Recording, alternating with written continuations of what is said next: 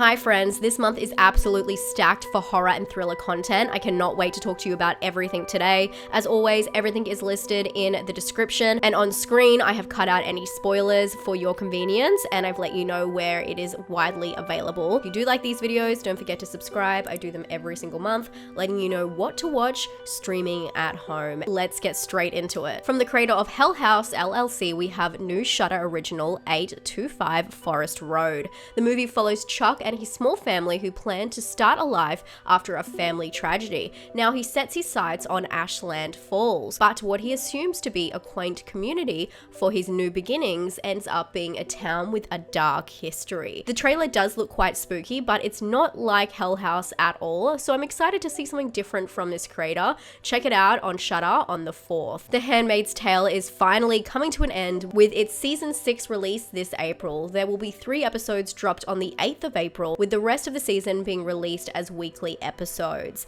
The horrific dystopian drama thriller is based on the book of the same name and follows a woman who is forced to live as a concubine under a fundamentalist dictatorship. I'm interested to see how it will finally end for June. Check it out on Hulu if that's available in your country. In Australia, it will be released on SBS On Demand, possibly moving to Stan later. This next one is so exciting. The Assessment will be released on VOD on the 8th of April, and this is fresh from the cinema. The reviews for this drama thriller are nothing short of glowing. I've been told to go on as blind as possible, so I'm going to keep the blurb very simple for us both. This film is set in the near future where parenthood is strictly controlled, and we follow a couple who have a 7-day assessment in hopes to grow their family. The movie stars Elizabeth Olsen and Himesh Patel, and although people have dubbed it as a must-watch, they have also remarked on it being more of a drama than a high-tension thriller. Either way, I am ready for this dystopian nightmare on the 8th.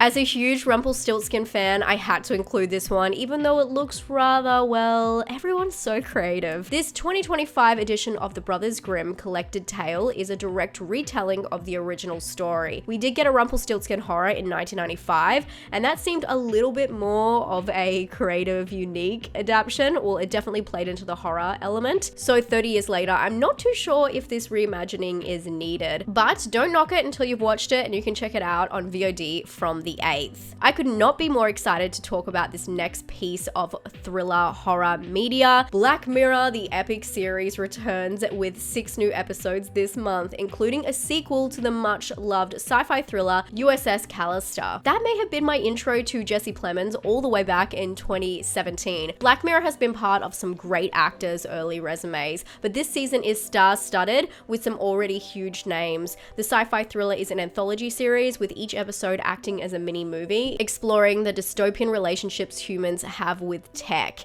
And in 2025, I imagine they'll have to go darker than ever to keep up with the current world. I cannot wait to check this one out on the 10th. All episodes will drop on the same day if you plan on binging, with the USS Callister sequel as the last episode. And of course, this will be on Netflix. And there is something for everybody this month, so religious horror lovers, listen up. Shadow of God follows a Vatican exorcist who is at the center of an evil conspiracy. Father Mason Harper has experienced a severe level of tragedy, leading him back home for answers. But only here does he realize that his hometown could hold the truth. What follows is a chain of events that may end in facing the wrath of something else entirely. The long blurb for this one is very detailed, so I've taken out any potential spoilers, but either way, it looks like it has a lot going on, and if that's your thing, check it out on the 11th on Shudder. I can't believe it, Last of Us Season 2 is finally being released. This is based on the game of the same name, and this series promises to make major changes to the original storyline. The series is a dark post-apocalyptic drama thriller following the survivors of a mass fungal infection which has caused the collapse of society. I'll be interested to see the reactions for this one. Season 2 starts on the 13th, dropping a new episode week by week on Max. Alien fans, this one is more of a sci-fi drama, but I have a sneaking suspicion that there could be more, because where there's aliens, there is also spooky stuff. This series is a Polish Netflix original, and it takes place after an alleged UFO landing. Now, 2 men, a fading TV star and an ET enthusiast, embark on an intellectual quest to find these aliens' origin. As 2 characters strive to persuade the world of their theories, a powerful politician exploits paranormal activity to seize power. Now to the fun fun stuff. This series is said to have a dry, deadpan, offbeat delivery. And with all of that said, we can find out more on the 16th when the series premieres on Netflix. And I have to say, the trailer does look really fun. Dead Mail takes place on a desolate Midwestern country road where a bound man crawls towards a remote postal box, managing to just slide in a blood-stained plea for help. This message goes into the slot. Now the note makes its way to the desk of Jasper, a seasoned dead letter investigator. Now it's up to him to piece together the letter's origin, leading him down a violent, unforeseen path. This one is rather mysterious and its cinematography is quite unique as well, but it's been getting great reviews. Check out this horror indie on Shudder on the 18th.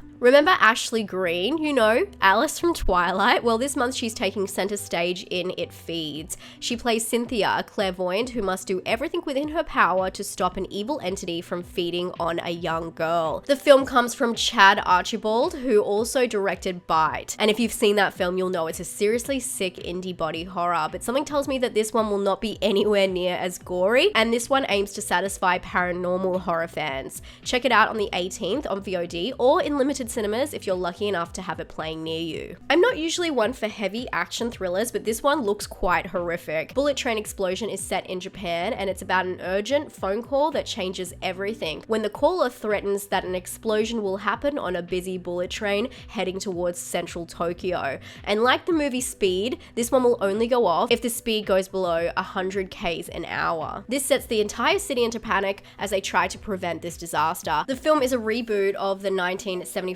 movie The Bullet Train, but it looks like a really fun update with modern technology set in modern day Japan. Get ready for your palms to get sweaty if you check out this film on the 23rd on Netflix. How is it all gonna end for Joe? Well, this month we'll find out as You has its final season. And of course we follow him as he's found a new happily ever after until the secrets of his past come back to haunt him, exposing his true self. If you haven't got into You yet, it is such a guilty pleasure. And if you're still unsure, the audiobook is amazing. It's an insane narration to have in your ear, and it may really get you into this series. Either way, it's dark and utterly bingeable. This season will also have Madeline Brewer, who I love. I can't wait to find out how it all ends for Joe. Episodes will drop from the 24th on Netflix. Next, we have Fréwaka. I hope I said that right. This is the Irish word for roots. And this is the Irish Gaelic film that you may have heard of because it made waves during festival screenings, with viewers calling it spine-tingling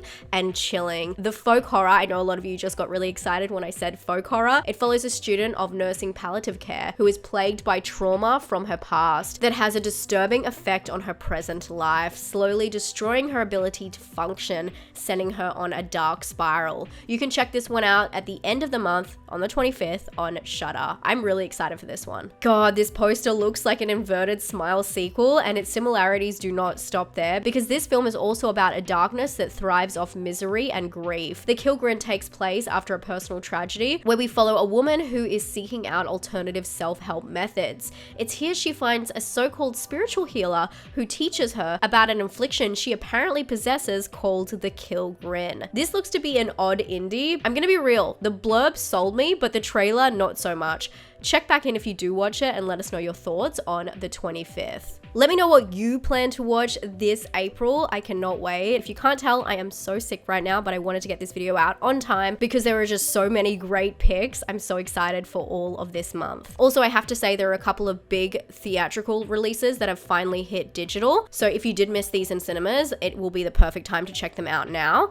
But their premiere isn't on VOD or streaming, but that's Novocaine, Heart Eyes, and Opus. I cannot wait to check out Opus, which was not available in Australia. Thank you guys so much for watching. If you do enjoy these videos, don't forget to subscribe. I do a lot of videos giving you tons of recommendations, spoiler-free, on horror and thriller, and I hope to talk to you very soon. Stay safe and stay spooky.